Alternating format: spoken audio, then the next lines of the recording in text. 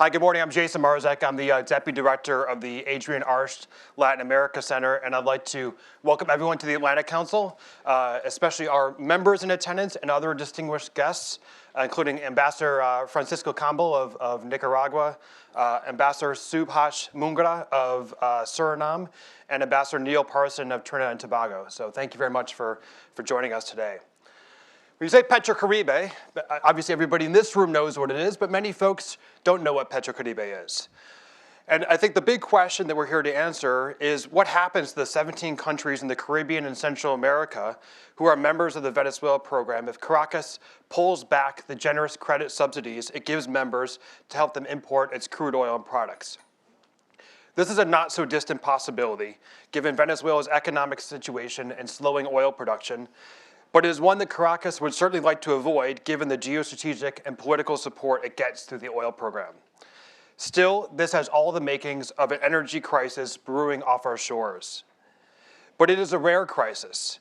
As we'll discuss today, it is one where the United States has a rare opportunity to proactively actually prevent a crisis. Vice President Biden's announcement of a new Caribbean energy initiative in the Dominican Republic just a few weeks ago was the first attempt at that. And today we are thrilled to be launching our comprehensive analysis of the Petrocaribe program and recommendations on how the United States can help countries move from a dependence on Petrocaribe. The report is called Uncertain Energy, the Caribbean's Gamble with Venezuela. Our non-resident senior energy fellow, David Goldwyn, and his associate, Corey Gill. Corey, you're here too?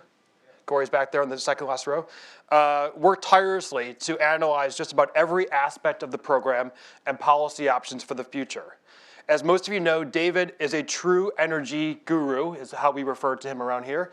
And actually say that he actually, if you could have a black belt in all things energy, David would have that black belt in all things energy. He was formerly the special envoy and coordinator for international energy affairs at the State Department, and he is now president of Goldwyn Global Strategies. The Adrienne Arsht Latin America Center, now in our 9th month in operation, is dedicated to broadening awareness of the transformations in the region and to providing new ideas and innovative policy recommendations for opportunities for partnership.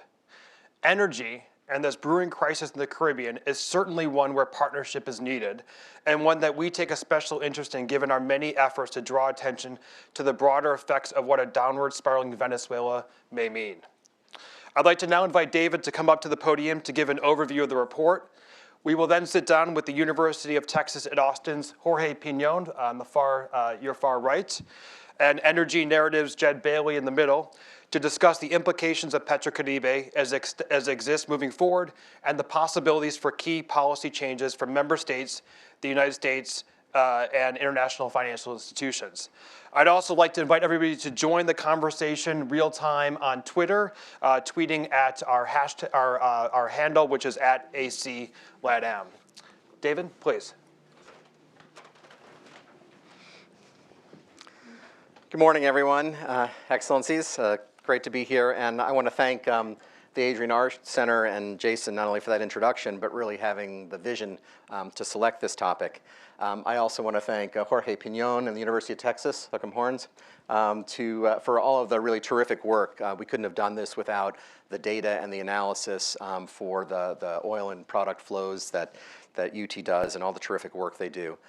We also had help from folks from Reuters and the State Department and Medley Global Advisors to really get the data right.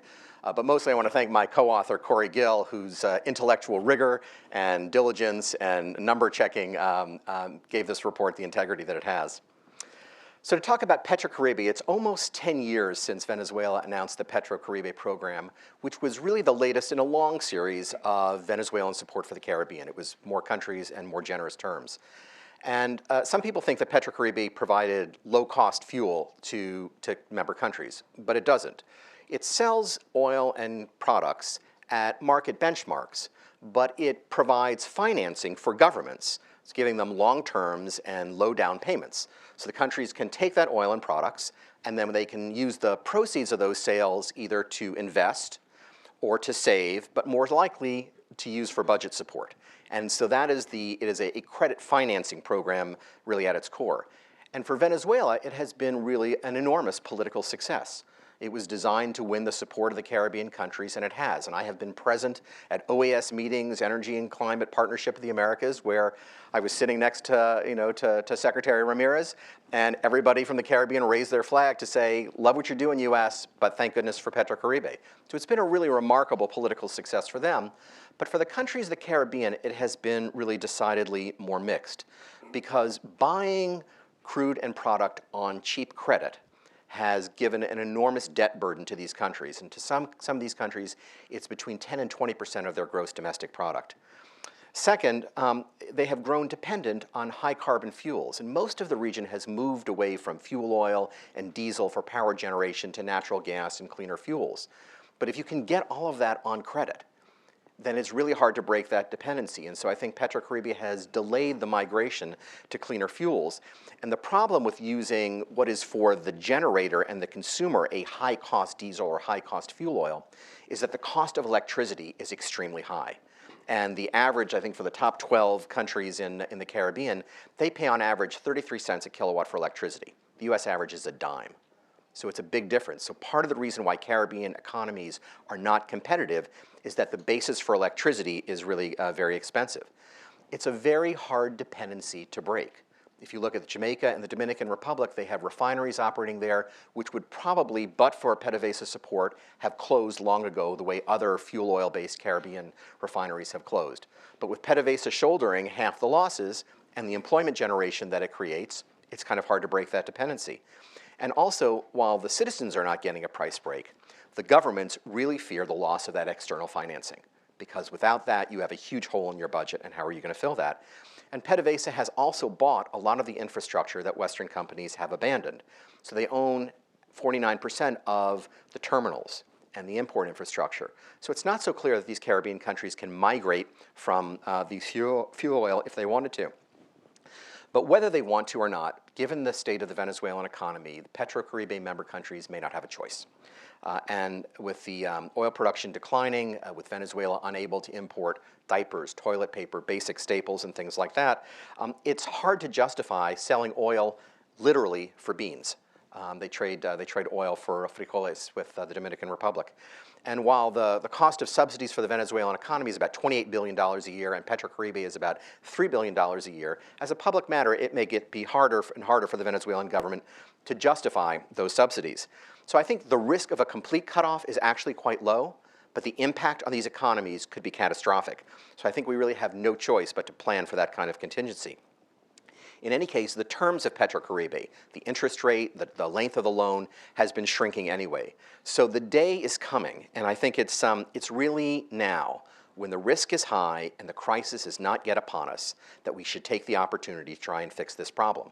And the most logical path that we believe, and I think our colleagues at the Inter-American Development Bank believe, is that the Caribbean countries should follow the trend that Mexico is doing in its electricity reform and others are doing, which is to convert from fuel oil to natural gas.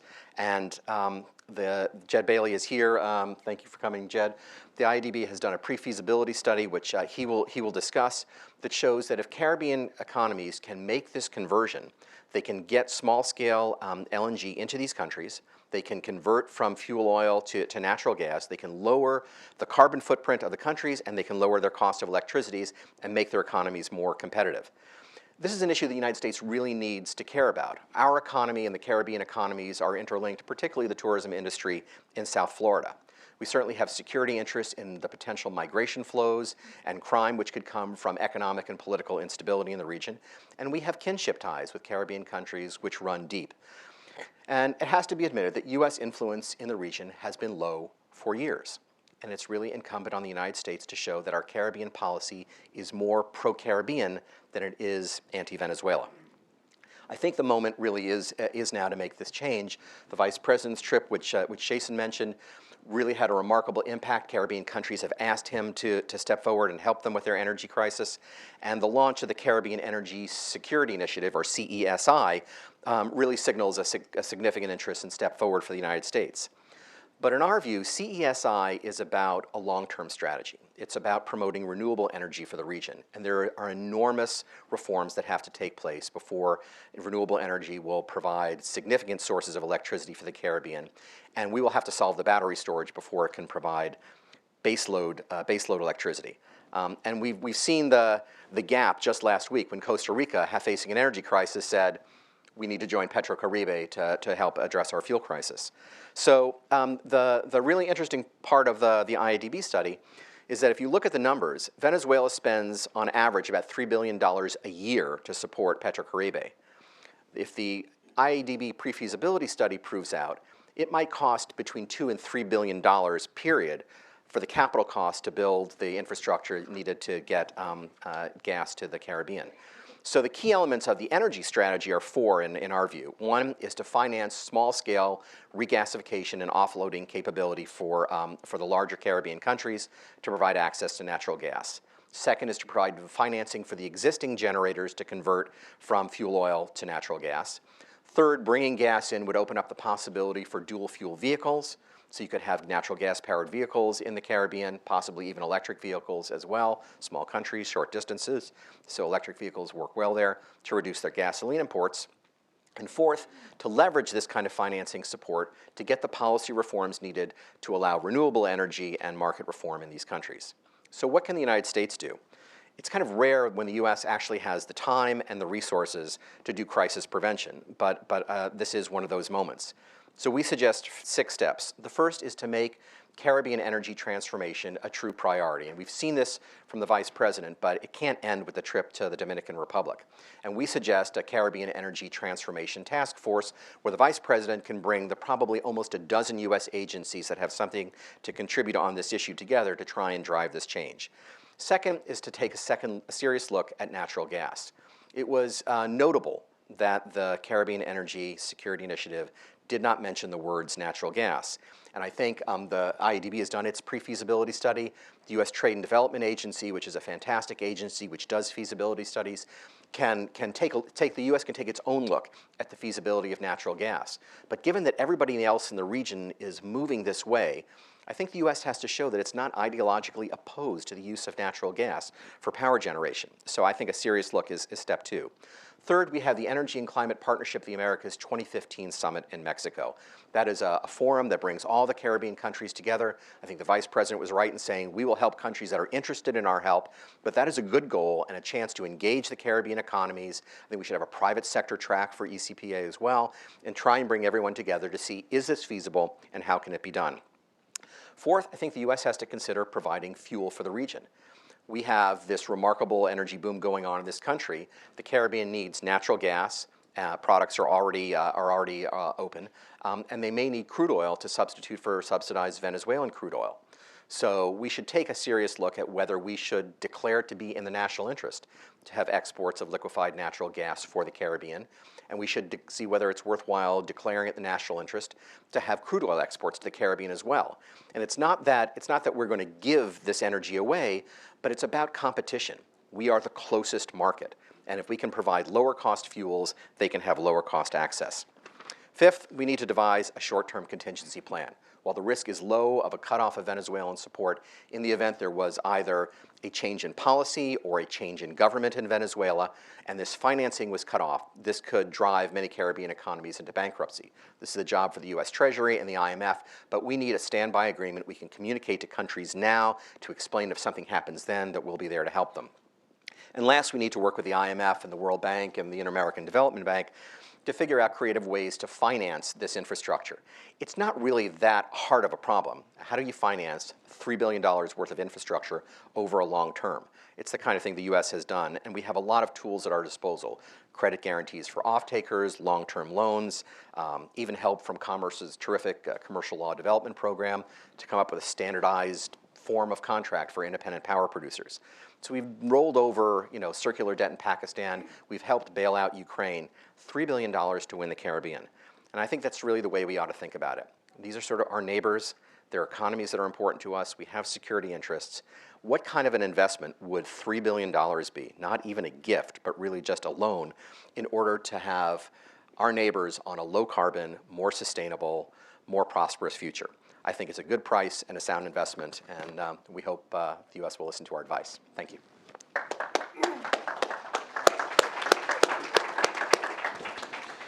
Thank you, David, for that excellent overview. As I mentioned, our our non-resident senior energy fellow slash energy black belt. So thank you very much.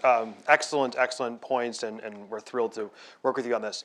As I mentioned before, we're also joined by two other excellent speakers. Jorge Piñón, the director of the Center for International Energy and Environmental Policy at the University of Texas at Austin. Jorge is a friend and also a partner of the Atlantic Council, and specifically of the Arsht Center, and is really a guru when it comes to understanding all the data and the statistics. So during this conversation, we will be referring to Jorge when we have some data questions. So.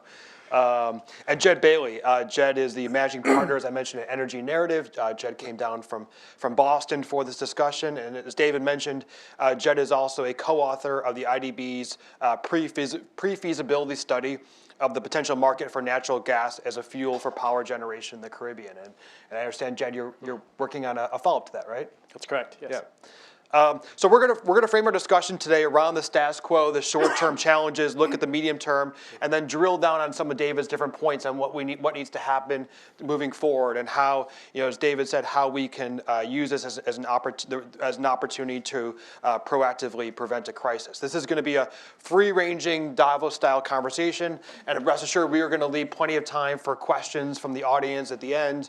I'll probably leave about a half hour at the end for Q&A from everybody. So start thinking of your questions now. But Jorge, I want to start off with you. David mentioned the dependency on PDVSA. How significant is it? What are we really talking about insofar as that the dependency that the Caribbean and the Central American countries have on Venezuela? Thank you for having us, David, everybody here. The challenge for PDVSA today is purely cash flow. When you look at it from the point of view that we look at UT, we look at it as a business. We take the politics out of the box and we look at PDVSA as a business. And their challenge today is purely cash flow.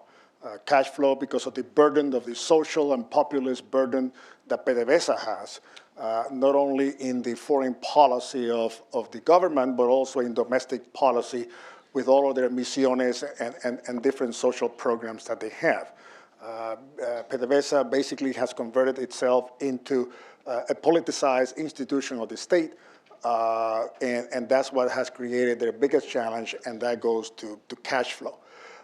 Just to give you a sense of magnitude, PDVSA doesn't publish, in fact, there are actually no published financial reports for Petrocaribe or any of the other convenios, either Convenio de Integración with Cuba, with Argentina, El Acuerdo de Caracas, ALBA. There are no financial reports for any of those convenios. They are embedded in the financial statements of PDVSA, which according to our CPAs from the Macomb School of Business is quite a challenge to take it apart, because sometimes the volumes and the numbers are even embedded in their China numbers. But having said that, since 2006, the market value of Petrocaribe, and even though it's not discussed here, the CIC agreement with Cuba is $44 billion. So the market value of the crude oil and products that Venezuela has supplied to those two convenios, Petrocaribe and the CIC with Cuba, is $44 billion, of which 50% of that, or average 50%, has been about $22 billion that has been financed long-term. By the way, of the financing long-term that PDVSA gets to deduct 50% of that against the royalties that it owes the central government. So when you look at the Venezuelan debt, 50% of the debt from Petrocaribe and the convenios is offset by the royalties that they have to pay the central government. They deduct 50% of that debt against royalty payments. So they do get credit for some of it. But the bulk of the financial responsibility and load of all of these convenios really goes into PDVSA's cash flow situation, and that's what really makes the whole situation critical, particularly today. So even though we have not seen, by the way, even though it has been reported in the press that PDVSA maybe was short delivering some of the countries, we have a couple of programs at UT in which we follow ship movements from Lloyd's and other sources. So the only way that we have to measure is by the tanker movements, both out of Puerto La Cruz and out of Williamstead. By the way, for those of you that follow volumes, remember that a lot of these volumes are supplied out of Venezuela's refinery in Curaçao, out of Williamstead, so it doesn't come out directly of PDVSA. We see that the volumes are still moving. So really, we haven't seen a major shortfall of supply moving from PDVSA to those countries. So I think the bottom line is the Achilles heel of Venezuela today and of PDVSA is cash flow, purely cash flow. By the way, crude oil, the basket price of Venezuelan crude now is below $100 a barrel for the last couple of weeks here. Production, they haven't been able to break the 2.6, 2.7 million barrels a day. They've been stuck there since basically 2005. So their challenge and their Achilles heel is cash flow. Two comments. We talked about Petrocaribe as the Caribbean islands. Petrocaribe is also Central America. So we have to include that it's not only the Caribbean islands, but it's also the Central American countries. And I believe that the Inter-American Bank, just like they have the LNG study for the Caribbean, they also have a team working on LNG for power generation in Central America. So the template or the model that David put forward is applicable not only to the Caribbean islands, it is also applicable to Central America. Jorge, can I just, on the significance, obviously very clear the amount of the cash flow situation for Venezuela vis-a-vis PDVSA. What about the individual countries? Can you give, how dependent are, the average member of Petrocaribe on this? One of the things that people fail to realize is that at least 50% of the volume that's delivered by PDVSA to the member countries is crude oil. And that crude oil goes to basically 3 refineries: Petrojam in Jamaica, Redefinosa in the Dominican Republic, and then the old Exxon refinery in Nicaragua. They deliver a Mesa 30, Mesa 28 blend crude oil. And by the way, in the case of Jamaica and on the case of the Dominican Republic, as David pointed out, they own 50% of those refineries. The refining business, and trust me, I've been in it for a number of years, is not a very profitable business. That's why Hess and Croy had to shut down, and that's why Aruba, the Valero refinery in Aruba, had to shut down. Why? Because those refineries run on fuel oil. Today, our refineries in the U.S., and that's why in the Gulf Coast, we have 92% utilization rate, we run on natural gas. So it's a cheap fuel to manage our refineries. By the way, the United States today, and correct me if I'm wrong on my own numbers, but the United States today delivers to the region 3 times the volume that Petrocaribe does. U.S. Gulf Coast refineries today are the largest supplier of petroleum products to the Caribbean and to Central America.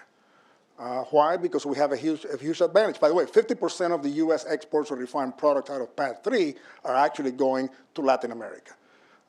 So that's also important to. Now, some of the countries only have storage of between 12 to 17 days. I think the scenario that David presented to you is a long-term solution. I am more concerned about a short-term issue. There's going to be an emergency. There's going to be a 911 call that someone is going to make when there's a change of policy in Caracas. And we have to think about that. Yeah. Because literally the lights could very well go out in some of these countries. Yeah.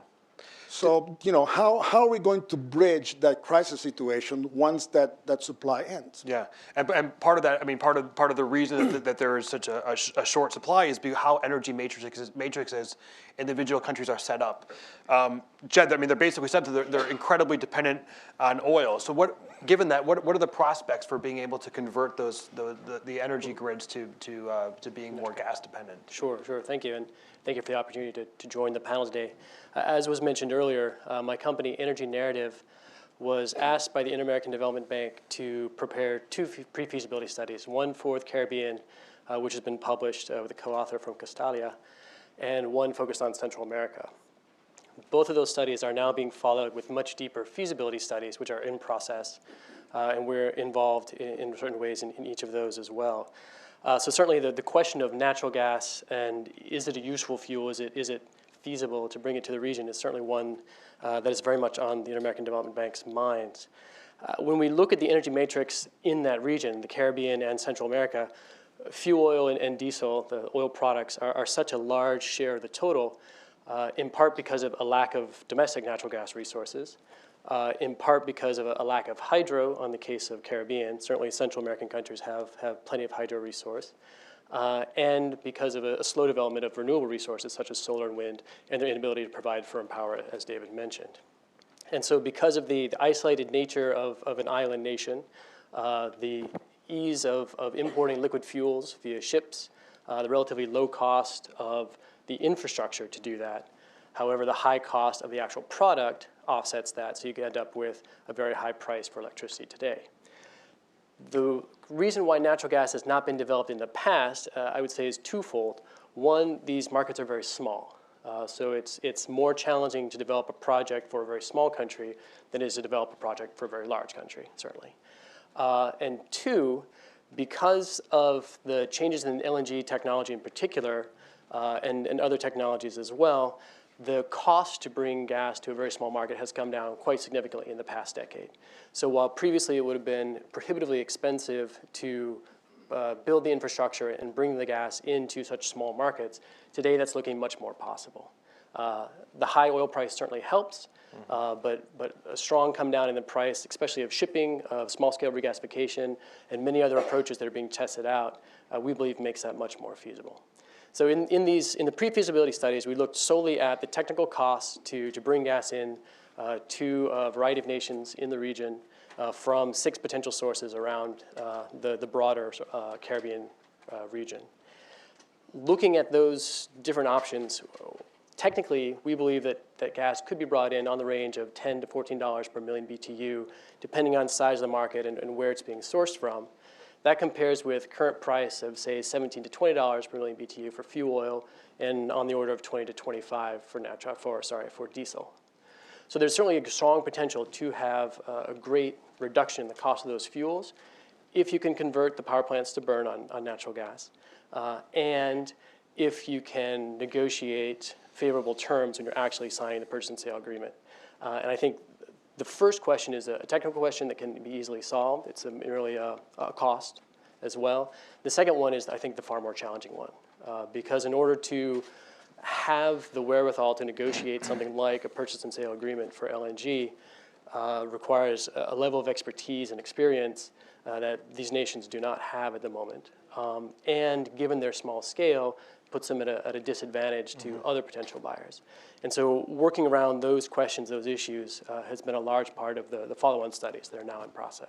And when you talk about converting the energy infrastructure to gas, by converting rather than starting the infrastructure from a new type of infrastructure, you're actually not displacing the vested interest within a country, right?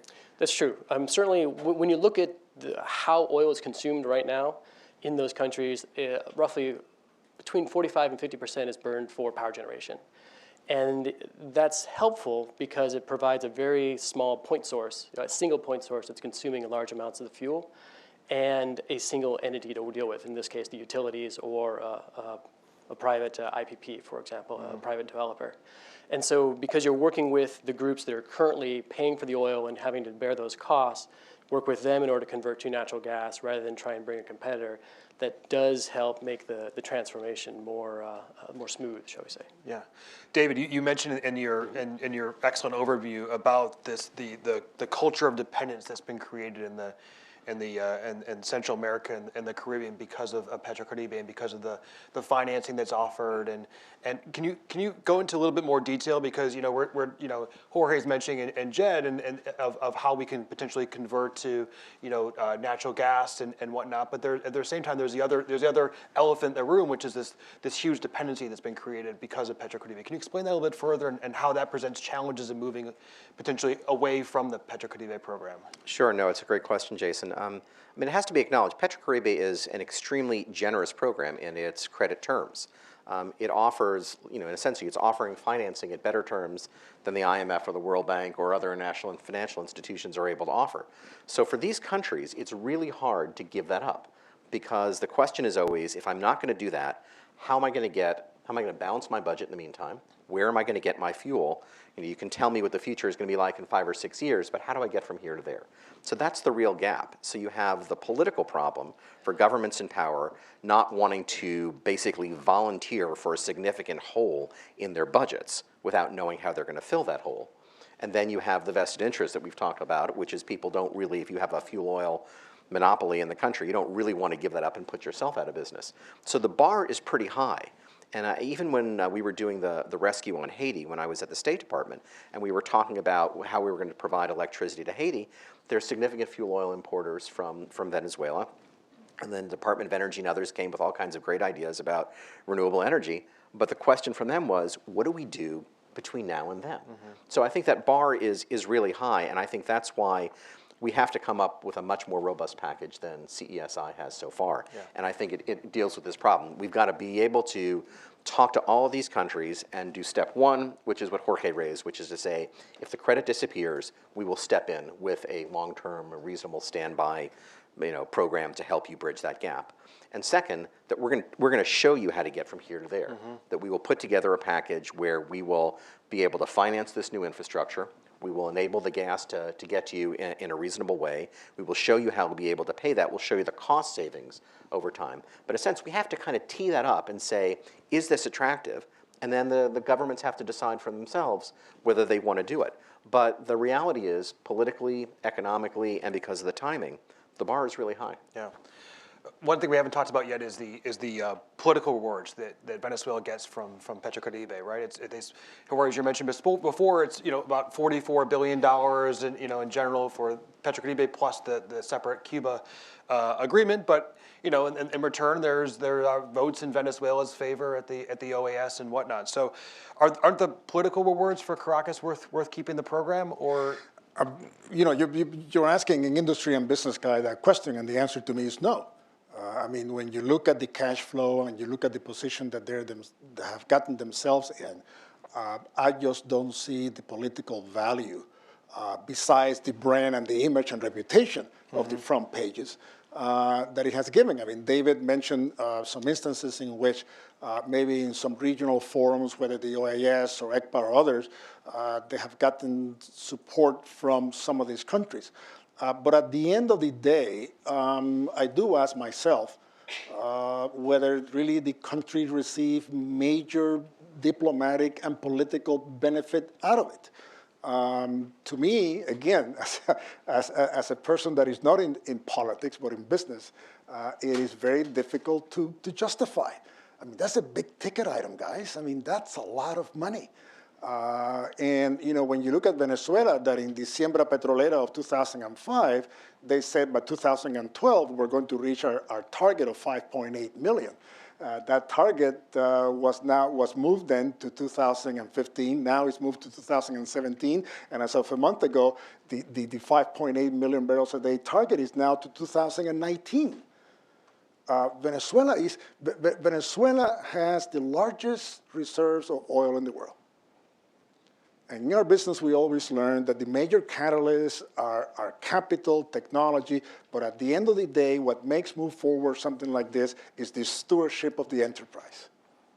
I don't have a problem with state oil companies. Look at Ecopetrol, look at Petrobras, look at Statoil. It's how you manage the state oil company. And I don't have a problem either with the government taking the revenues, whether they're royalties and taxes, out of the state oil company and use it in social programs. I don't have a problem with that. But it's not the job of the state oil company. The state oil company's job is to manage the infrastructure and to manage the national patrimony of the country that happens to be its natural resources. And I think that is again, the Achilles heel of the whole system. Yeah. Fortunately, as a political scientist, the rational actor model never really applies to government actors. It would be absolutely the logical thing to do, but it doesn't really apply to the rest of the programs either. And I think Venezuela doesn't have a lot of good friends in the region, and this has been successful. And as long as they're going to take a posture which is going to be, at least oppositional. Both in their economic structure and essentially capitalizing on being oppositional to the United States as a way of gaining political legitimacy, it's worth it. $3 billion, $28 billion. Nothing that they're doing in terms of macroeconomic management would make enterprise sense. But as a political matter, that's how it's going. The irony of all of this is that actually reducing Petrocaribe would be a win-win both for Venezuela and for the countries of the Caribbean, because it would enable Venezuela to be, and essentially to generate more revenue and to address some of its macroeconomic problems. And it would enable the Caribbean to migrate to a more competitive economic posture so they could attract more industry. But politics. Just going back to you, Jorge, and Jed, I want to jump to you afterwards to talk about what high electricity bills. But just following up on that point, Jorge, what is the there are these many tokens of generosity that are part of Petrocaribe, and what would the tightening of credit mean for the region that's dependent so much on the program? I mean, David's mentioning that in the end, the Petrocaribe actually, the countries might think that it helps them in the short term, but in the long term, it actually is an investment hindrance. So what would that tightening of credit mean for the region? If you look at beginning in really 2008 to today, there are, I believe we have kept count of at least 15 or 16 different initiatives within Petrocaribe and ALBA. Free trade zones, technologies. I mean, the number of programs, if you look at all the cumbres and meetings that they have had, or the energy ministers and the head of states of Petrocaribe, the resolutions coming out of those meetings of different new ways of helping the region, I mean, I can't keep track of them. And there's also an infrastructure between PDVSA Caribe, which by the way is the entity that manages all of the joint ventures in the region, and a lot of other small companies in the region. Those are small companies. They have their own business interest. You also have the trades. I mean, a lot of the trades are now barter. A lot of this agreement, beginning in 2008, by the way, the Cuba agreement, the CIC of 2000, was the only one that was a true barter agreement. Because initially, the Petrocaribe agreement was not a barter agreement. And then in the 2008 meeting, they said, okay, the Petrocaribe agreement then can also now be a barter agreement, and that's when the delivery of goods and services began. Nicaragua is delivering, for example, powdered milk to Venezuela. Well, Nicaragua doesn't produce powdered milk. They have to buy the powdered milk in the international market. Now, those of us in the U.S., that barter agreements, if you follow IRS accounting rules, are very, very difficult to manage, and you have to be very careful that the agreement being barter has the value of the other product that you're exchanging. So what is the product of the milk? What is the price of the milk versus the crude oil? What are the companies that trade those products, and where are the profits, and where is the gross margins of those products? So there's a lot of interests involved around a lot of these exchanges that also have a major influence on the direction of Petrocaribe. A lot of special interest groups that are involved in Petrocaribe that also are a major, major force in giving direction to where Petrocaribe is going. Yeah. Jed, your pre-feasibility study was as David mentioned, his opening was a fantastic, great asset for the production of the report that we're launching today. And one of the things the study indicates that the 14 Caribbean countries examined as part of the study suffer high electricity bills. We have alluded to that as a result of the high and volatile price of imported fuel liquids. One of the questions then is how could the introduction of natural gas, not just kind of even separate from Petrocaribe, how could this introduction of natural gas that David has as one of his recommendations, how could that help to change the energy landscape in the Caribbean? What would that mean even beyond Petrocaribe for the Caribbean? Sure. I think most directly, by bringing in a cheaper fuel, you immediately have an impact on the cost of electricity. Because many of these utilities have a fuel add-in to the current retail price that can drop quite rapidly if the cost of fuel is reduced. Rough calculations that we've looked at across the region suggest the price of electricity as generated could fall anywhere between, say, 2 to 8 cents per kilowatt hour, which is a significant number, as was noted. It's a very large percentage of the total cost right now. Yeah. So by reducing that price, and also by reducing the cost of fuel as a share of the total price of electricity, you can also manage and reduce some of that volatility. Natural gas prices certainly will see some volatility, unlikely as much as we see in international oil prices. But by having a smaller share of the total be made up of the fuel price, you can manage out that volatility much more easily. And by the way, a lot of these plants and facilities are dual burner facilities that are being built today. Because the economic justification and the technical justification of what they're trying to do, we already see it in Puerto Rico and the Dominican Republic. Both Puerto Rico and the Dominican Republic have plants that run both on LNG and on fuel oil. Today, the technology is there where you have new fuel plants or electric plants in which the boilers run on two burners, and you can switch from one field to the other. In fact, most purchases today are done on BTUs. In other words, I buy BTUs from a supplier, whether that BTU delivers to me gas and or fuel oil, it depends on him. There's a huge advantage from an environmental point of view by the way of LNG that we haven't talked about. These islands depend on tourism. And those of you that have been around power plants that run fuel oil and diesel, by the way, high sulfur fuel oil, you can see the contamination impact that it could have. That you don't have that position with LNG. Yeah. So the economics and the technology today to get your project moving forward, we see it that it's there. It's the political will and the financing side. Who can package the whole thing together? Who has the tools necessary to package the whole thing and move it forward? I think that's the challenge. And we'll get into that. Just, Jed, just a quick follow-up question. I think especially for folks who might not be as well versed in energy and what this kind of conversion means, if you could just explain a little bit more what it means to change the delivery infrastructure, like the terminals, versus refitting the electrical grids for LNG. How is that different for those two different options? Especially maybe in layman's terms as well. Sure, no, certainly. So the current situation especially in the island countries, which I think is the most critical for this, the current situation is you have a tanker that brings in the fuel, whether it's fuel oil or diesel, unloads it to a large storage tank, just like the ones you see all over the place. And then that is fed into a power plant. Most of them are what we call reciprocating engines. So they're essentially the same kind of engine you see in a diesel truck, much bigger, that's turning a turbine, which is turning a generator, which is generating electricity. For most of the islands, that level of technology is sufficient to serve the island's power needs. In order to swap that and change it to natural gas, you could use similar jetties and similar marine ports, assuming the ship sizes are small enough. However, you would need a different piping system to offload the LNG.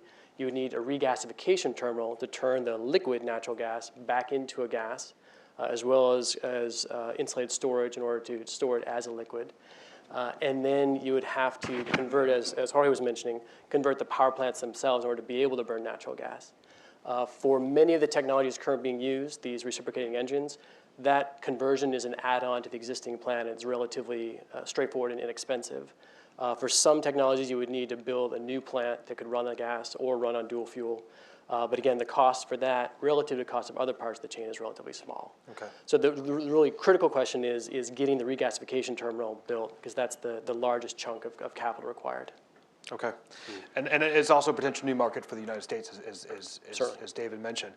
And David, one of your many recommendations is, as the report says, is that the United States has the option to declare exports of LNG and crude to the Caribbean to be in the national interest under the Natural Gas Act. How would that specific declaration? What does that mean for the United States' ability to play a leadership role in helping to prevent a crisis, and what would that mean for the countries of the Caribbean and Central America? Sure. Well, first I have to say, for my colleagues in government, I don't underestimate the political challenge of trying to take this on in this environment. But essentially, you have a lot of project developers that are trying to get financing. And to get financing, they need to have customers who are going to buy their gas. So saying that you don't have to wait for a national interest determination, or saying that you don't have to wait for a non-FTA approval, that you can treat the Caribbean just like you would free trade agreement countries, mean that you can provide certainty to the buyer that when you build your plant, you will have the ability to export gas. So that means that when the Caribbean is shopping for gas, they will have the ability to get the cheapest source, which is Henry Hub gas, to bid, either to buy from the U.S. or from others, but there'll be a competitive market. So it helps them get a better price. It helps U.S. LNG developers essentially get a guaranteed customer, and that transportation cost will be lower than it is for any place else because they're so close. And so people say, well, all this gas is going to go to Asia. Well, a lot of the gas is going to go to Asia, but dropping off essentially half a B, 0.5 billion cubic feet a day it's a relatively small drop off, and also there's a global market trading in LNG, so it can happen. So it's, I think so we have a price gift in a sense that we can give to the Caribbean. We can help our own developers. We can provide some certainty, but there's also the political signal that we are right next door. We have this in surplus, that we will do what we can to help. Just add one on to that. So for those who are unaware, the countries of Central America and the Dominican Republic have a free trade agreement with the United States. Right. The rest of the Caribbean does not. And so being able to normalize that for the rest of the countries in the Caribbean is critically important. Yeah. And another outstanding question that, to my knowledge, hasn't been answered yet is treatment of reshipment of, say, natural gas exports to a free trade agreement country. So, for example, if you were to ship gas to the Dominican Republic and then ship it onward to another destination, is that prescribed or not? I'm not aware of a clear answer to that question. There are options today of U.S. gas going to Mexico and then being exported out of Altamira, where you take Altamira, which today is a regas facility, and you turn Altamira into a liquefaction facility. Why? Because it's a lot easier timeline to bring U.S. gas to Mexico and take it out of Altamira, where you don't have any restrictions as far as who you ship it to. So U.S. gas can also go through Altamira. I think you guys also looked at that option. For NAFTA consideration. Take it to Altamira and then pull that gas out of Altamira. So there's an option there too. So one of the things is, as we mentioned in the beginning, is that the vice president recently came out just under a month ago with a Caribbean energy security initiative that he announced when traveling to the Dominican Republic, which shows that the administration realizes the risk to the region's energy matrix from the unfolding situation. But I think one of the questions is what would be the impacts of the initiative, and we've talked extensively thus far about the importance of of gas, and that gas is a real option for the Caribbean. As David, as you mentioned, that wasn't mentioned in the vice president's initiative. So can you talk a little bit more about some of the positives of the initiative, and then maybe go into some of the shortfalls? Obviously, we've talked about natural gas being one of those. Sure. Well, I mean, first I would say the initiative was politically realistic. It acknowledged that it would only work if the Caribbean countries were interested. So it essentially offered for any country that is interested in transforming its energy sector to step forward, and the U.S. would help. So I thought it was politically savvy in that sense. It was visionary in that it was looking long-term at renewable energy, trying to get to zero carbon, and once you pay the capital cost, to have a source of electricity that would be, have a pretty much a zero marginal cost. So I thought it was really visionary in that sense, and I think it was also a great demonstration of leadership in that you didn't muster a lot of the government. You went down there. I think the CARICOM countries asked the vice president for help. He responded. So I think it was terrific in that sense. I think the challenge for me is that it's very long-term. And so far, the history of renewables deployment in the Caribbean has been very challenging. Geothermal, which is a great resource in St. Kitts and Nevis, has had some dubious project developers. It hasn't worked out well. There's been an enormous amount of disappointment. The tariff systems to allow renewable energy to come in and get a competitive rate don't exist. There's a lot of the sort of the legal, the regulatory, the capacity isn't there. And so you just can't jump from here to there. Mm-hmm. So I think it's a great long-term vision, and it offers a lot of help to get from here to there, and it takes Grenada as a country which is interested in getting this kind of help to use as a demonstration project. So I think all of that is very wise, but it's too long-term. Mm-hmm. And I think, as we pointed out, either because the crisis could be upon us quickly, or frankly because the Caribbean can't suffer another decade of being uncompetitive, you need this bridge. Yeah. What would be some of your recommendations that to have more of a short to medium term focus as well? It would be politically feasible. Well, the shortest term focus, I think, really is to make sure that we have a plan B in case Venezuela decides to remove this credit. Again, probably a low probability, but I think we need to telegraph that we will have a standby agreement to help both provide fuel or provide financing, and it doesn't have to be the U.S. It can be probably, as the IMF is more appropriate, to help bridge that gap. But the second is to help make these economies more competitive. And I mean, the other ripple of this lower electricity costs is that tourism is a huge industry in the Caribbean. And you lower the cost of electricity, you lower the cost of hotel rooms, you make these countries more attractive for the tourism industry and the cruise ships and everybody else. It really goes to industry and competitiveness. So I think you've got to have something that will change within 5 years. Yeah. It's probably the fastest that you could do it, the structure of the country. And I think that's where sort of a large financing package, which prices what the power plant conversion would cost, what these jetties would cost, what the regas would cost, and say this is a $3 billion package. This is what it takes to join. This is how we're going to finance it, and then work it out country by country. So on that, what is, Jorge, I want to turn back to you on the catalyst. Excellent recommendations from David of how we need to move forward here. But what's the catalyst for bringing the many islands together, and how do we set the stage for? I'm giving you the easy question here, right? And how do we set the stage for a transition away from Petrocaribe? David, Corey, and I had lunch yesterday, and in fact, the conversation as we were having a nice cup of espresso at the end of the meal was just that. Where's the 800-pound gorilla that brings the whole project together? Because at the end of the day, that's what you need. You need an 800-pound gorilla that has the financial know-how, expertise, and capacity. You need also that entity that has the political knowledge of how to manage the situation. And then from the supply point of view, someone that also has the weight to says, I'm in, count me in. I came into something that he's laughing because we were really, I said gutter, the country of gutter. The reason that we mentioned gutter is because when you look at the world LNG natural gas situation today, countries are pre-positioning themselves against a future market in which there could probably be a lot of gas on the market. And if you remember going back to the Saudis and Texaco and the Star Enterprises, when you look at the Saudis and Shell with Motiva, if you look at Venezuela with Citgo, if you look at Pemex with Shell Deer Park, in situations of oversupply, producers tend to take care of market share. Today, many of you, I don't know if you're aware, but Golden Pass in Sabine Pass, which is one of the regasification and liquefaction facilities that is being built, is owned 30% by Exxon, and is owned 17% by Qatar. Now, Qatar is the largest producer of one of the largest producers of natural gas, one of the largest producers of LNG, and we could say, what is Qatar doing in the U.S. Gulf Coast? Qatar is protecting market share. So wouldn't it be beautiful for Qatar to step in and say, I have the financial capacity to really finance something like this. I have the supply, I have the facilities, I have the goodwill. It's a government-to-government entity. So I just throw at the table.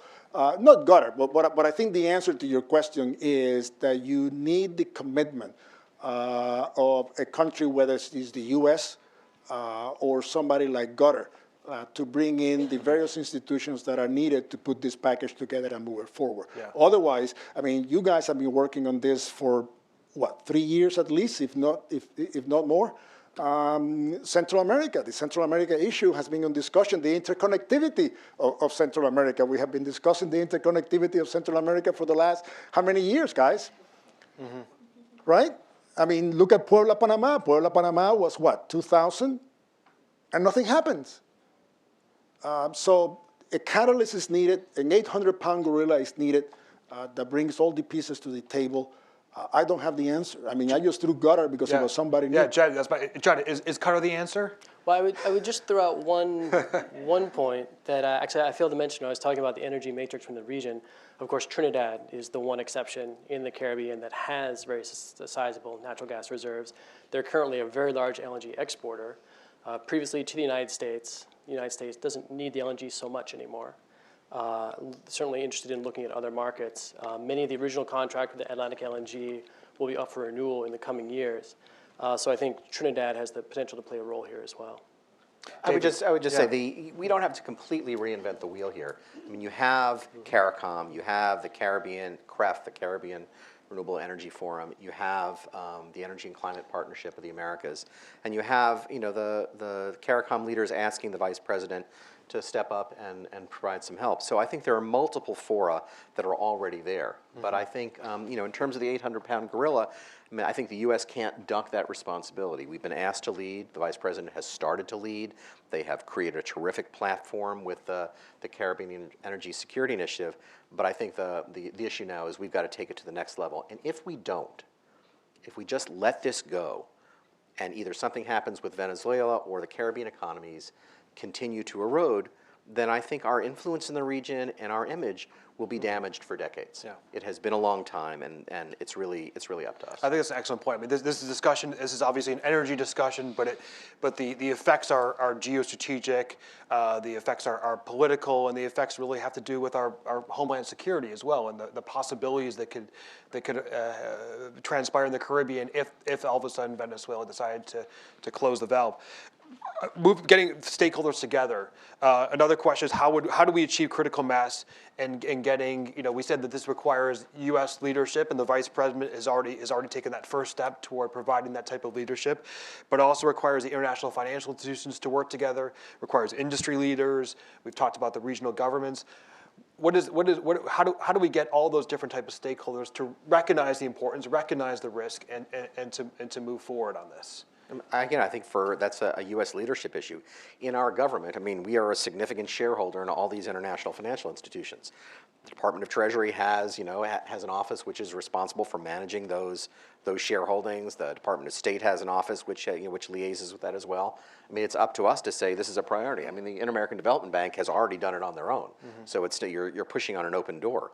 But I think in terms of the international financial institutions, that's our job. And also, not to be get too deep into the bureaucratic weeds, but the way the U.S. government gets behind an initiative is when somebody at the top of the food chain says this is what we're going to do and drives the agenda, whether that's the Secretary of State or whether that's the Vice President. When the Vice President done it, Gore, when Al Gore was Vice President, we had Gore Chernomyrdian, we had Gore Kuchma, we had all these vice presidentially led in multi-agency initiatives. The agencies show up and prioritize it when the White House tells them it's something to prioritize and work on. And so I think this is a great opportunity for the Vice President. He's already stepped up. Yeah. Basically to grab the reins, but to take this next step and take a look at gas and drive this thing forward.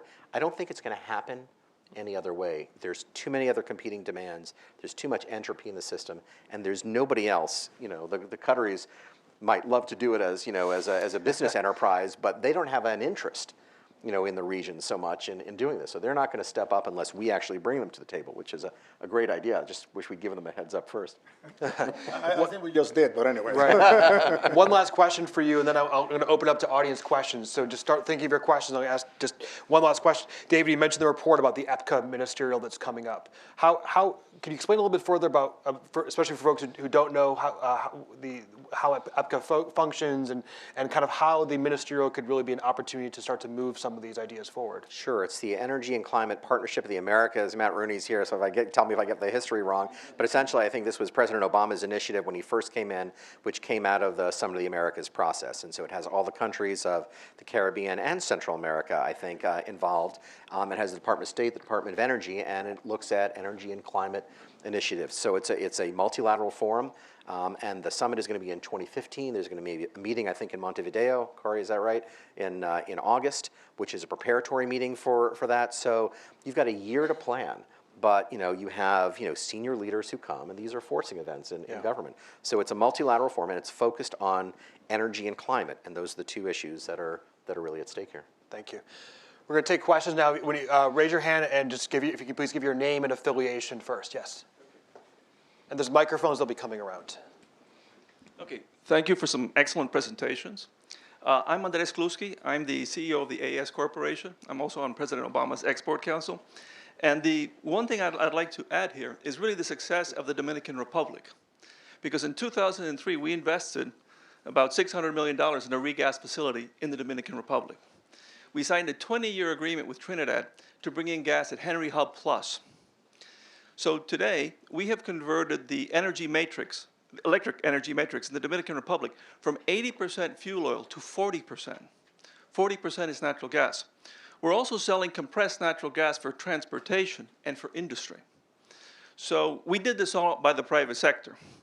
So we would love some official support. We are talking with the Inter-American Development Bank and also from the US government. But I think that the one thing that I would add to this discussion is compressed natural gas. Because what would make sense is to bring in more gas to the Dominican Republic where you would regasify it. You could put it in CNGs and put it into small ships across the region. So our interest, quite frankly, is to expand in the Dominican Republic and let other people do the shipping. And we don't want to go into more countries. We're in 20 countries, and that's more than enough. But I think there's a great opportunity to move fast because our concern, honestly, is that something can happen in Petrocaribe. And even though we're saving the Dominican Republic $500 million a year, as much as Petrocaribe, because our Henry Hub cost is passed on to consumers. So we're as important as they are, but not in the rest of the region. So the point being that some official support would be very much supported. We've done it completely private sector. Don't underestimate the private sector. A lot of people would like to invest in these other islands. But I think CNG is very important. And I think the U.S. can do it. I mean, we're signing up for more gas in the region in terms of the supply. And there are facilities. The issue of re-exports is one that's important. So I just mentioned that the Dominican Republic has been a tremendous success. Yeah. And everything that's been talked about, we've done. And I think it can be done in the region. So if the public sector supports the private sector, we can do it. Thanks, Andres. Thanks for the excellent question. Thanks for joining us today. Sure, Jed, please. Comment on that, certainly.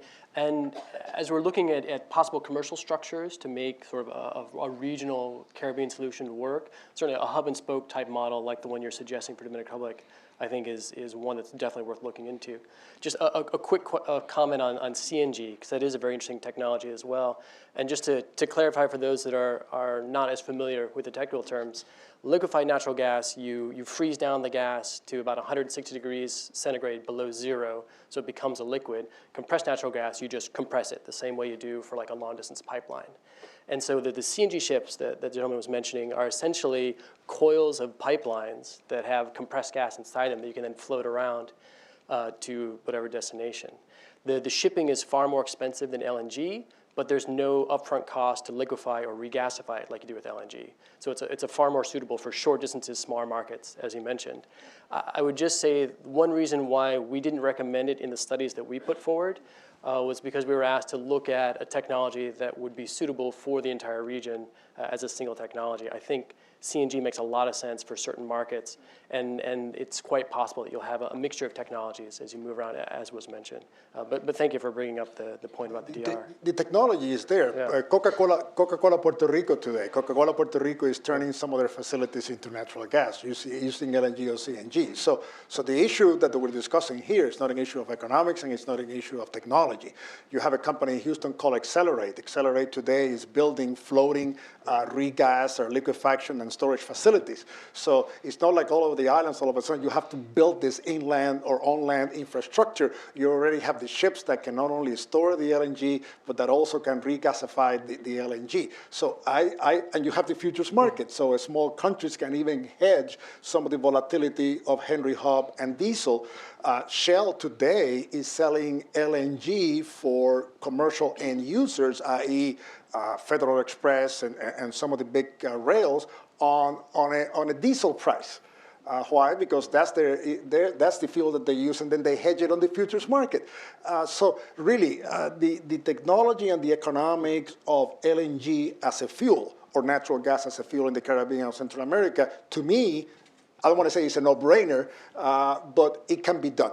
Yeah, David, Andres' other point was that the private sector is moving forward, and that official support is needed. So, you mentioned the report about kind of how the business community can also be a partner with the government on this. Can you expand a little bit further on how the private and public sectors can really work together moving forward? Sure. Well, conversation would be a good place to start. So I think if you had a commercial track with ECPA, or if you had the Department of Energy gather the sort of the LNG industry together, and you all at AES, because you set the model to talk about these feasibility issues, because you have the technical feasibility, you have the administrative, but then there's a commercial feasibility. So I think you can just bring people into a room and talk about how this can work.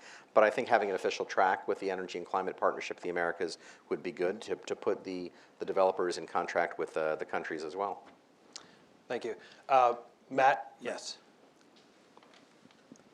Thanks very much. Matt Rooney, a State Department officer on detail to the U.S. Chamber of Commerce to build a private sector dialogue for the Summit of the Americas. And it was, in fact, the summit that I just wanted to introduce into the conversation. I'm delighted to hear ECPA mentioned in such detail. It's, of course, a household term. Everybody knows it. But it was a summit initiative in 2009 of the then brand new Obama administration to try to keep energy and also economic integration issues on the summit agenda. Apropos of your most recent comment there, David, I think we share the insight that a private sector dialogue is sorely lacking at the level of the summit. Desperately want a private sector engagement with the ECPA process once it takes place. But I would submit that ECPA is not high enough, and that there is a missing piece to the whole conversation, and that is that conceptual policy level piece that can only be treated at the level of the summit. In the private sector dialogue that we're building for the summit, there is a very strong energy component. Jorge has been a strong supporter of that and a great ally. And I think there's an opportunity there to really put before the summit the challenge that the Caribbean Basin represents to this otherwise very energy-rich region. What are the energy-rich countries going to do about the energy poverty that exists in the Caribbean? I think the conversation we've been having this morning is very important. And if we can link it through the private sector dialogue and otherwise to the summit, through ECPA to the summit, we'll have an opportunity to have real impact. And Matt, the summits, they haven't yet announced the date, but we're looking at, well, the Panamanians are looking about a year from now. Comment? I'm all for it. Yep. Okay, there's Carlos, a question right next to you right there. Hi, Jack Warner with Climate Institute. We've been doing a lot of work in the Caribbean on islands programs, and we in fact helped bring Richard Branson and his Carbon War Room Fund into play in a couple of the islands. And so there is a lot of opportunity to do things. I think the 800-pound gorilla you're talking about is really the utilities and the political leadership in these countries, and that's got to be somehow, brought into the game. I mean, without them, we're never going to go anyplace. But I think it's very clear that we have an opportunity to do a good mix of the natural gas and renewables, and there's a lot of good work going on in both areas. I think renewables, is not necessarily long-term or even near-term. It's there today. We have one island that's already half wind and could be full 100% wind within the next year. So, I mean, there's a lot of opportunities. I think on the political side of it here, we probably need to look at like what we're doing with the Electrify Africa Act that just was introduced in the Congress, so that we get some other U.S. political leadership engaged. And so I'm working in that field with some folks there. And then one of the other players that you haven't talked about, but that's in the game, in terms of UN folks, but also IRENA, the International Renewable Energy Agency. I'm doing a senior advisory work with them right now in Africa, and we're looking at the Caribbean as sort of a next step in terms of a lot of funding mechanisms. We're putting together all kinds of opportunities to look at different kinds of funding mechanisms that IRENA can help facilitate along with the Inter-American Development Bank and World Bank and so forth. So there's a lot of players out there. Thank you. Yeah, just to comment, I think those are excellent points, and there's a lot of short-term space for renewables, even things like rooftop solar to integrate in there. But the big issue is the utilities, and we learned a lot from a paper that Dan Kamen, who was a climate fellow at the State Department, did. It's actually in the paper, I'm looking it up now, it's footnote 23. But it was basically a study by some serious climate people about what the challenges were to renewable energy deployment in the Caribbean. And some of them are policy, some of them are political, some of them are tariff structure, and it's really a roadmap for what the U.S. can do by way of providing help, because Commerce's Commercial Law Development Program can write a lot of those sort of model regulations that countries can adapt. But it's sort of taking those lessons learned, whether it's tariffs or it's IPP contracts or it's ways to blend renewables into the existing structure that we need to help these countries through if they're interested in getting that help. So there's a lot to be done, but those are all fantastic initiatives. And Jed, to what extent do you see, you mentioned, we were talking before about utilities, to what extent do you see utilities as the 800-pound gorilla? Well, I think certainly within their own individual countries, they certainly play a major role. But each utility is their own individual entity with their own individual perspective and interests and needs. And so I'm not sure if any one would necessarily be one to step up and be the coordinator. But I think certainly as a group is brought together to coordinate, they definitely need to be part of it. And they all have financial issues too. I mean, they're not, from a financial point of view, they're really not well set up. Yeah. I mean, that's why when we talked about conversion of plants, there's no way that you will deploy any of this if you're going to undermine the existing utilities. Politically, it'll just never happen. There are a lot of interests. So basically, you have to give them a new business model and bring them into the system and help them be a better utility. And and when you're doing that, you've got a check on the table to help them convert. Then you're also going to open that space a little bit more for renewable energy and other things. And you got to have some coin in the game to do that. Great. Yes, please. Thank you. I'm the ambassador of Trinidad and Tobago to the U.S. Neil Parson is my name. Thank you, panel, for that wonderful discussion. I was listening with purposeful intent and trying to put that into perspective in terms of what you were trying to say. And I think a lot of the points were actually touched on, especially last point that you made. I think a big part of the issue for the Caribbean really is the supply side of it. My country signals its intention to assist more than recently. Also, I think the issue that you touched on in terms of utilities, a big part of the energy success of the Caribbean, eradicating what I term energy poverty in some of these islands, is really the energy efficiency aspect of it too, which is a variable. It's a spaghetti bowl of variables, but surely utilities is a big part. From the lines to the poles to the efficiency of the turbines is an issue. Transport is also a big part of it in terms of short-term transport, but on-island transport. I am happy to hear CNG mentioned as possibly a source of the future. And thank you for putting the discussions on the table with respect to climate.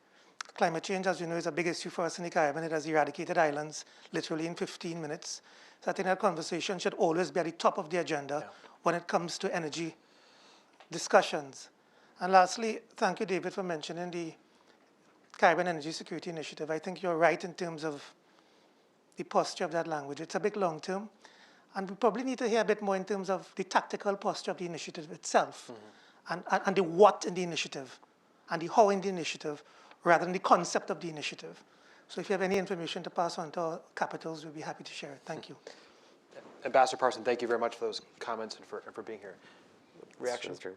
Well, I'm going to tag Rooney because he's from the State Department, so he knows more about the how and the when of the Caribbean Energy Security Initiative. But I understand that really at its core, it is an invitation to countries to step forward. The way they have described a number of programs and resources that they are willing to offer to countries, but they are, I think, recognizing that not every country may be interested. Since it's an invitation to step forward, and if countries do step forward, then there is a menu of ways in which the U.S. government can help countries with their individual issues, and I think they're willing to design that kind of a program. So I think that's my understanding, but there are probably folks in the State Department who might know it better. Thanks. Thank you. Other questions? Yes, in the second to last row there. Hi, my name is Salome Saliashvili. I'm at the Urban Institute. We've been speaking about the Caribbean as a unified entity, but do they actually share exact same needs and goals? And is there room for an actual unified entity to speak on behalf of the Caribbean to govern the energy situation in terms of economies of scale and possibly management efficiencies? Thank you. Thanks. I think the easiest answer is no. No, there's no unified entity. The countries they have different economies, they have different needs, and there is no one entity that speaks for all of the Caribbean. But there are these multiple fora where countries come together to talk about interests of common concern. So I think this differentiated approach is the only way to address this issue. I have to say, given the opportunity here, for this to work, you have to have a Dominican Republic and a Jamaica strategy. Because I think something like, Corey, tell me if I get this wrong, but basically 2/3 of the hydrocarbons which come out of Petrocaribe go to the Dominican Republic and to Jamaica. And these suboptimal refineries, these unprofitable refineries there, are huge job creators. So you can't really make a significant impact, not just on Petrocaribe, but address the core of the dependency in the region as a whole, unless you have a strategy for the Dominican Republic and a strategy for Jamaica. And I think that's missing from what we've heard so far. But I think for the other countries, that's why I think CSI has this come one, come all strategy. Is every country is different. Trinidad and Tobago has, obviously you have terrific, you don't have a supply issue, so you're fine. So what what might be useful to your country will be very different than what's going to be useful to Jamaica, which has a huge dependency issue. All right, what will that Dominican Republic Jamaica strategy look like? Well, I think that if there's a poster child in the Caribbean that we can take is certainly the DR and even Puerto Rico, because Puerto Rico, by the way, about 5 years ago, shut down their refineries. What Puerto Rico did is that they turned all of the refineries into open terminal facilities. Any of you that like to get into the EIA data, Puerto Rico is an open access market. For the last 6 months, Puerto Rico has been getting gasoline from Lithuania. When you look at it, Puerto Rico today is one of the best supply countries in the region. Why? They shut down the refineries, they turned those refineries into terminals, and they allowed the private sector to import products from wherever it could come at the best price, which is what, in our humble opinion, what really countries like Jamaica and the DR ought to do, at least in the liquid fuels. Open those facilities to become commingle open access facilities, allow the market dictate where the products are going to come from, give flexibility to fuels, bring the private sector in, let the private sector really run the business, and you'll see how things will work. One comment, I know we don't do it on purpose. Let's continue to say the Caribbean and Central America. Yeah. We keep missing the other half, and the other half is Central America. It is extremely important. We don't do it on purpose, but we focus on the Caribbean. It is Caribbean, and it is Central America. One last comment to your question. I was sitting between two ambassadors from Central America, and the conversation among the two of them with me in the middle was, who's going to have the on and off switch? We're talking about interconnectivity. And one ambassador saying, you mean he's going to have the on-off switch to my electricity? So there's a question of trust. There's a question of political maturity that a lot of these countries have to come to the table and realize that we're all acting in a common good and we all have to agree on it. We don't have to worry about, wait a minute, where's that switch going to be? Do you mean that the plant is going to be in country A and the transmission lines are going to come to me? Oh, I don't know about that. Look at the situation in Ukraine today. So there is political will and maturity that has to be on the table for really a lot of these countries to come and agree on something like this. Yeah, and on the issue, oh, go ahead, Zaid. I was just going to expand on the points that David made. I think actually quite to the contrary, the range of diversity that you see in the Caribbean is, I think, far greater than you see in most parts of the world, right? So you've got economies that range from a few $100s per capita to tens of thousands. You've got populations that range from tens of thousands to 10 million. Economic structures that are as diverse, political structures and governmental structures that are as diverse. And so managing that diversity is a major part of the question. Mm-hmm. And as talking about Central America, as we alluded to in the beginning, that President Solis announced last Friday that Costa Rica is now doing a feasibility study, technical study on Costa Rica potentially being yet another Central American country to join Petrocaribe. But I think this issue of trust and political will is very important because one of the things that we've talked about, where we just kind of scratched the surface on, is if Venezuela decides to tighten some of those terms. Would that be among kind of all the different members of Petrocaribe, or are there certain countries, which I assume there are, that are more of a priority for Venezuela that are probably going to be the last countries to be able to feel any type of pullback from Caracas on this program? So, I think that's another question. I don't know, if David or Jorge or Jed, if you want to discuss that, but there are probably certain countries that are going to be more politically important for Venezuela. We haven't discussed Cuba. Cuba was not part of the work that we have done here today. But Cuba is, the amount of oil that is going to Cuba is about a little bit less than the total Petrocaribe, but it's certainly close to about 100,000 barrels a day. So the value magnitude of the oil trade between Cuba and Venezuela is also about $3 billion a year. And because of the close relationship, political relationship that Cuba and Venezuela have, I would assume that in a situation in which Venezuela has to cut back in some of its terms and conditions and or supply, Cuba most likely will be the last country that they would do that too. So Nicaragua would be second to last. Nicaragua will probably also be second to last. Yeah. We could probably go through and rank all Sure. the different countries. A couple more questions. Let's actually take two questions together. That in the second to last row, and then Tom, there's a question right near you on the fifth row. You can go first back there, please. Hi, my name is Laura Capelin. I'm a student at Georgetown University, and I'm from Venezuela. I wanted to know if we could dig in deeper to something I think David mentioned about this transition away from Petrocaribe. It would be a win-win situation for both Venezuela and the Caribbean and Central American countries. What are the consequences and what are the challenges of this transition for Venezuela?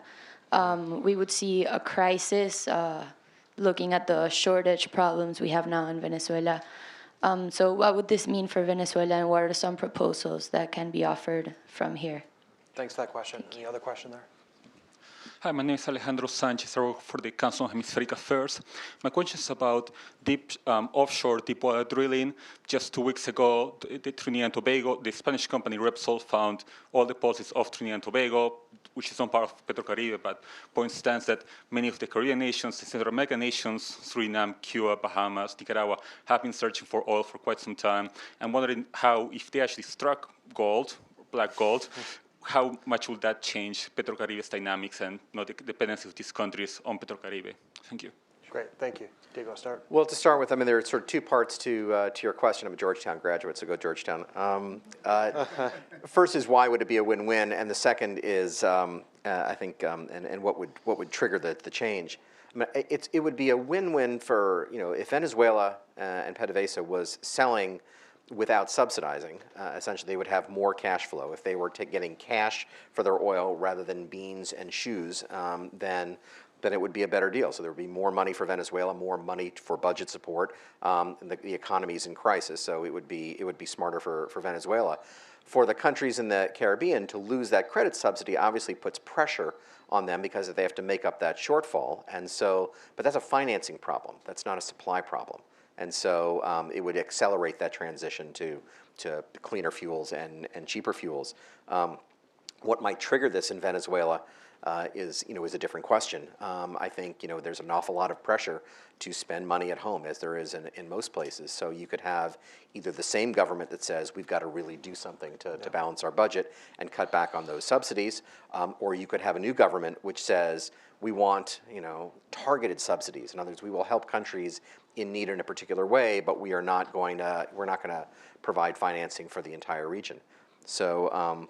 And I would say I think Jorge will have some more texture on the upstream, but there are great prospects in Suriname and in Guyana in particular. I think those are more mature than some of the others. But it is unlikely that any country which is going to spend the 7 years doing deep water and paying back the operating costs and then finally making some money is going to step up and say, we are going to be the lender of choice to others. They are going to sell that oil on the market for the price they can get, because these are all countries which need that revenue to spend at home. Right. Excellent point. I mean, offshore drilling, deep water. I mean, this is not. It's not necessarily contained within the country, right? This all goes onto the international market. Jorge, do you want to? No, the deep water. I think deep water. Certainly, Venezuela, Trinidad and Tobago now has a new program, aggressively not only going after natural gas but also oil fields, and they're being very successful. We have the Guyana, Suriname, French Guiana basin, in which the USGS estimates that there's about 15 billion barrels of undiscovered reserves. Cuba had a number of attempts in 2012, which did not materialize. Jamaica has done some work on its southern coast. Today, Nicaragua, for example, there's a couple of companies that are drilling in offshore Nicaragua. But really, deep water, today a deep water well, 5,000 plus, you're talking about $150 million for one exploratory well. And it takes anywhere between 3 to 7 years to bring that production on stream. So no, I think that upstream deep water area in the Gulf of Mexico or in the Caribbean is a long-term solution. It's not a, it's not, it doesn't play a role in what we're talking here today. Doesn't proactively prevent the looming crisis that we're talking about today. Other questions? We've answered all your questions. Okay, yeah. We'll take these two together. We have about 5 more minutes. We'll take both your questions together. We'll start with the third row, then the first row. Thank you very much. Good morning, everybody. I'm Mark Connell, the Caribbean Program Manager at World Watch Institute, and we've been working on strategic energy roadmaps for Haiti, Jamaica, and the Dominican Republic. The questions that I have are sort of coming back and get a little bit more specific about some of the things we talked about. First of all, interconnection in the Caribbean, how that could change the market with respect to economies of scale, given that St. Lucia seems to be really moving forward and trying to get something off the ground, and how that could provide a cheaper energy source to places like we talked about the Dominican Republic, even though natural gas is becoming more part of the matrix there. You're not seeing those savings being passed on to consumers because of political challenges like the way they calculate their tariff and other factors of that. So I was wondering how things like the CESI or something like the ECPA Summit or other initiatives like that could actually start to have some influence on these roadblocks that seem to be always getting in the way of bringing down price to make the region more competitive. Could something like CARICOM's COTED and a free trade agreement be something, that could sort of pave the way for something like that? What are some options to get that moving? Thank you. Any other question in the front row here?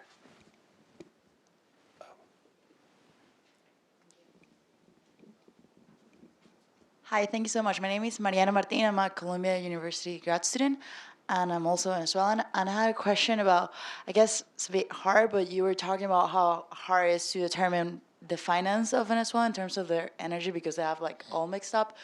But my question is, how much longer do you think, in finance terms, they can keep with these programs?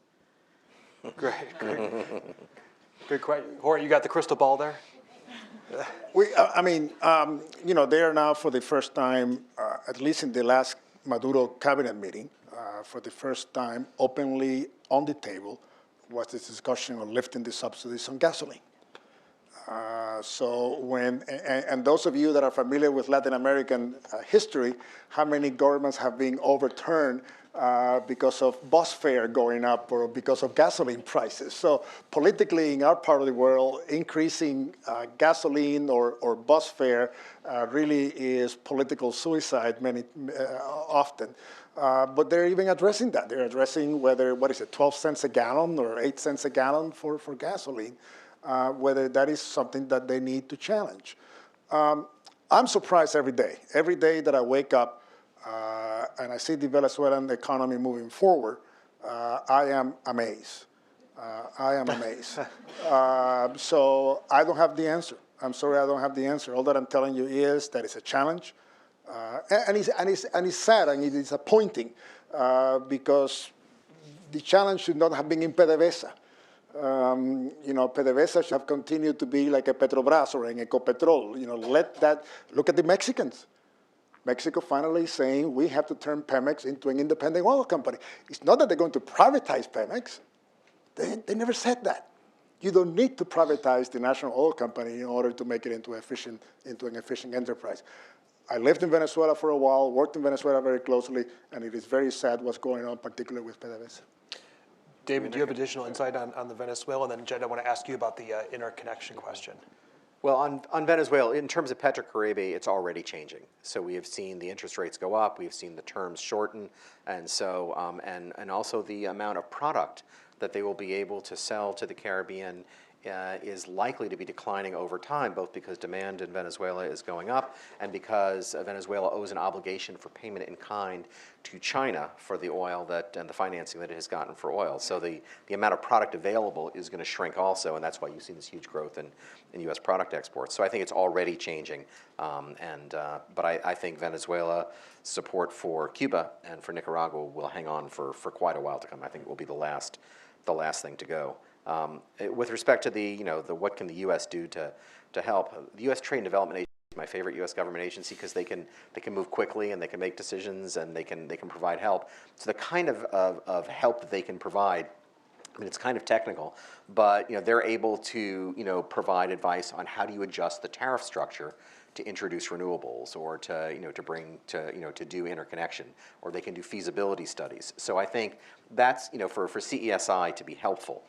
If countries step forward and say they want a particular kind of help, I think then you can say, here's the interconnection or the regulatory problem, and you can either get a feasibility study or you can get a draft regulation. So there are a lot of tools in the toolkit that the US government can do. So you have two pieces of each of these problems. One is technically, what's the technical assistance, how do you do it? The other is political will. And I think those are both jobs for the State Department, Matt. But on the technical assistance we have a lot. On the political will, it's a little more complicated. Jed, the roadblocks on interconnection. Sure, yeah, and certainly I think the point being made that if you could physically interconnect, especially the island nations, in order to have a regional market that's able to share power and share resources, that could certainly help to bring down costs and provide more stability to the systems. One great example of that is in Dominica, where they've got a geothermal potential that's very large, far larger than the island's total electricity demand. In order to most cost effectively develop that, what you'd want to do is connect to another market and be able to send power out. The roadblock, of course, is the capital cost for that interconnection structure. The usual way to do that is with a DC tie. So the power used in the walls here is alternating current. To send it effectively over distance, you want that to be a direct current. And the converters to change from alternating current to direct and then direct back to alternating are prohibitively expensive for a small market like that. You see them widespread in much larger markets because it can be spread over a much larger base. But to do it for these smaller markets, the technology, in our view, is still too expensive. Having said that, people are certainly trying to find ways to make it work because there are certainly benefits to be had. On that, I want to thank our panelists. This is an issue here that the Adrienne Arsht Latin America Center we will continue to follow. We've done a lot of work on Venezuela, and with our non-resident senior energy fellow David Goldwyn. This is now our second report that we put out. David put out an excellent report last December on the Mexico energy reform, and is working on we'll be having something else coming up too, and the pipeline on energy. But I want to thank David and Corey back there for producing, and again, an excellent report that is now online. You have copies here. And I want to also, of course, thank Jorge Piñón, our partner at the University of Texas Austin, for coming for this discussion, and of course, Jed Bailey, who came down from Boston, and whose work as part of the IDB pre-feasibility study played a significant role in helping to inform the report. I also want to, of course, thank our team at the Adrienne Arsht Latin America Center. Tom Corrigan there in the red tie with the camera did extensive work on all the edits back and forth with David and Corey. So thank you, Tom, and thank you, Rachel DeLevy-Ori, sitting down over here, who also played a significant role in all the different aspects of the report. Natalie Honte with the clipboard, who made sure this event went off without a hitch with Tom and the others.